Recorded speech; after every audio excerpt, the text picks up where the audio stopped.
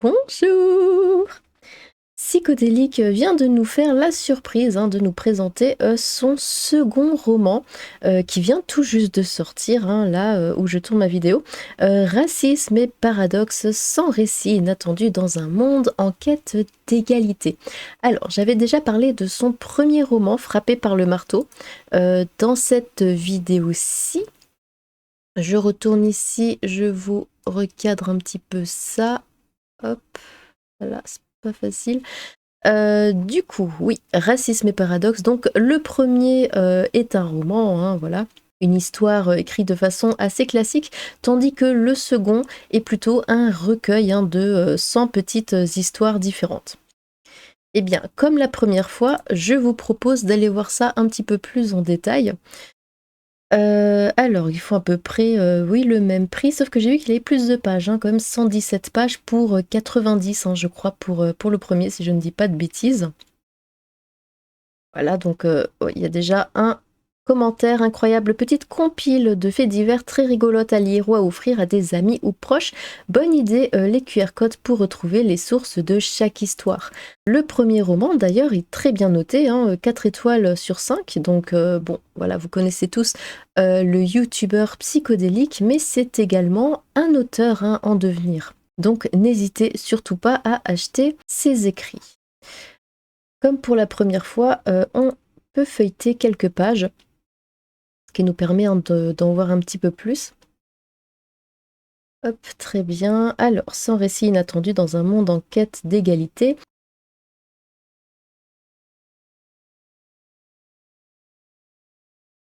Alors, dédicace. À ma chère communauté, je tiens à vous exprimer ma profonde gratitude pour le soutien incommensurable que vous m'avez apporté tout au long de ce voyage.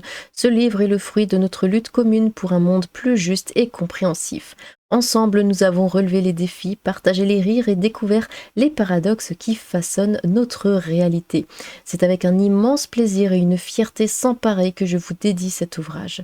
Puisse-t-il servir de témoin de notre solidarité, de notre engagement et de notre détermination à construire un avenir meilleur pour tous, avec toute ma reconnaissance et mon affection. Psychodélique. C'est bien écrit, Alors, table des matières. Pourquoi se réveiller tôt et enraciner? Le café est-il raciste? Le racisme systémique? Donc, oui, du coup, il y en a une centaine. Oui, ce sont les 100 récits. Alors, on va pas tous les faire. Pourquoi se réveiller tôt est enraciné dans la suprématie blanche? Attendez, je vais peut-être... Hop là. Comme ça, on verra tous beaucoup mieux. Le réveil matinal, souvent associé à la productivité et au succès, trouve ses origines dans divers contextes historiques et religieux. L'éthique de travail protestante et puritaine a particulièrement influencé cette idéologie dans le monde occidental. Bien que l'idéologie de se lever tôt ne soit pas intrinsèquement raciste, je déteste ce mot intrinsèquement, il est vraiment moche à dire, elle est liée à la suprématie blanche à travers l'histoire du colonialisme et de l'esclavage, où le travail acharné et la productivité se sont mêlés à la race. Les stéréotypes selon lesquels les Africains étaient intrinsèquement paresseux et avaient besoin de l'influence civilisatrice des Blancs ont persisté sous diverses formes, comme le mythe de la minorité modèle. Le récit du lève-tôt renforce les inégalités raciales en rejetant la responsabilité des disparités économiques sur l'individu, ignorant le racisme structurel et perpétuant le stéréotype de la paresse des personnes de couleur. Donc il y a quelques illustrations aussi qui ont été ajoutées, c'est vraiment pas mal. Pour démanteler les racines de la suprématie blanche dans ce récit, il est important de remettre en question l'idée que se réveiller tôt est intrinsèquement vertueux.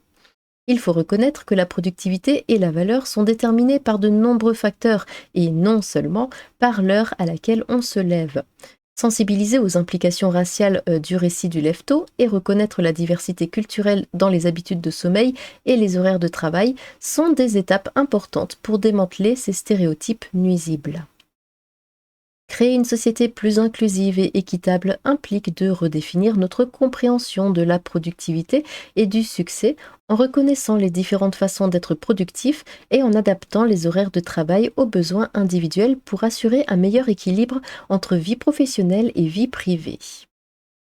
Voilà, donc là, c'était un récit, donc vous voyez, hein, c'est pas bien long. Le second: «Le café est-il, raciste? Comment boire du café perpétue la suprématie blanche?» L'industrie du café est fortement enracinée dans le racisme et le colonialisme. Historiquement, les Européens ont volé le café aux Noirs et aux personnes de couleur, les ont réduits en esclavage et les ont forcés à travailler dans les plantations de café. Cette histoire douloureuse est souvent méconnue, mais il est crucial de la reconnaître et de la comprendre. Le café est une partie importante de la culture noire, remontant aux années 1400 en Éthiopie. Lorsque les Européens ont découvert cette boisson, ils ont exploité les personnes de couleur pour répondre à la demande croissante. Le café est devenu un autre produit de consommation dans le système capitaliste colonial. Le terme café de spécialité est enraciné dans le classicisme et le racisme. Il suggère que certains cafés sont supérieurs à d'autres, une idée qui provient de la suprématie blanche.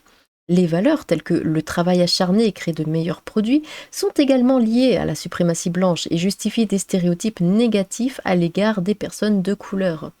Les cafés locaux ne sont pas non plus exemptés de problèmes. Les nouveaux cafés chics sont souvent le signe de la gentrification des quartiers noirs et le salaire des baristas est généralement très bas. Les grandes chaînes de café sont également source de problèmes, comme l'incident survenu chez Starbucks en 2018 où 2 hommes noirs ont été arrêtés pour avoir utilisé les toilettes sans avoir commandé. Le lait est également devenu raciste, utilisé par les suprémacistes blancs comme symbole de leur peau. Bien que certains prétendent que mélanger le lait et le café annule le racisme, un engagement sérieux envers l'action antiraciste exige de renoncer complètement au café, sauf pour les Éthiopiens. En somme, l'industrie du café est imprégnée de racisme et de colonialisme, et il est important de reconnaître et de comprendre cette histoire. Les cafés de spécialité, les cafés locaux et les grandes chaînes de café présentent tous des problèmes liés au racisme et au classicisme. Un engagement antiraciste implique de renoncer au café et de prendre des mesures pour soutenir un changement dans l'industrie. Donc vous voyez, ce sont vraiment des textes, je les découvre, hein, je ne les avais pas lus, c'est vraiment des textes très forts, très pertinents. C'est vraiment touchant. Et c'est vrai que ça nous ouvre les yeux sur certaines choses, des choses qu'on croit acquis, des choses du quotidien. J'aime beaucoup ce livre. Le racisme systémique nuit aux oiseaux, aux mammifères et aux reptiles vivant dans les zones urbaines. D'ailleurs, ça, oui, j'en avais fait une vidéo sur ce sujet. Des biologistes ont découvert que le racisme systémique affecte également la biodiversité, selon une étude menée par Colin Garroway de l'Université du Manitoba et Chloé Schmidt du Centre allemand de recherche intégrative sur la biodiversité. Leur article publié en octobre 2022 suggère que les politiques du redlining, qui ont provoqué la ségrégation raciale dans les quartiers urbains aux États-Unis, ont un impact sur la faune locale. En analysant les données génétiques de 39 espèces de vertébrés terrestres échantillonnées dans 268 sites urbains, les chercheurs ont trouvé une corrélation entre la composition génétique de la faune et la composition raciale des quartiers. Les espèces présentaient généralement une plus grande diversité génétique et une population effective plus importante dans les quartiers à prédominance blanche. Les auteurs attribuent ces disparités aux caractéristiques des environnements urbains, principalement non blancs, comme la densité de la population, les infrastructures de transport et l'utilisation des terres. Des politiques telles que les investissements publics, le zonage industriel et la répartition des espaces verts ont également été mentionnées comme facteurs contributifs. La perte de biodiversité dans les quartiers à prédominance non blanche nuit au bien-être mental et physique des résidents. Les chercheurs appellent à des réformes dans l'urbanisme et l'enseignement supérieur pour remédier à ces problèmes, notamment en augmentant la quantité et la connectivité des habitats naturels dans les villes. Ils soutiennent également que la diversité raciale doit être améliorée dans les domaines de l'écologie et de l'évolution où elle reste faible afin de promouvoir la recherche sur la justice environnementale. Un petit dernier. Alors, des doubleurs accusés d'avoir choisi une actrice blanche dans le doublage d'un personnage venu de Mercure. Oui, je ne sais pas si vous en souvenez, j'en avais également parlé et c'est terrible. Au cours de l'année, le tabou concernant le doublage de personnages en dehors de leur propre race texte et textualité a pris de l'ampleur en Occident.